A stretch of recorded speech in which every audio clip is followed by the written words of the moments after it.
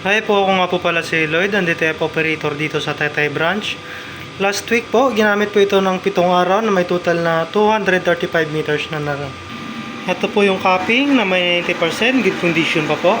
Ito naman po yung aking printer head. Next po, head clean. Press lang natin yung clean.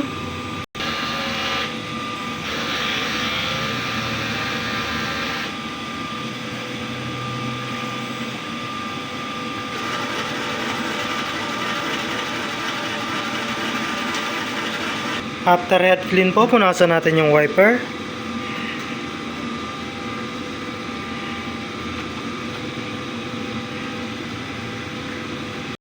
Pagkatapos po, nozzle test. Press lang natin yung test.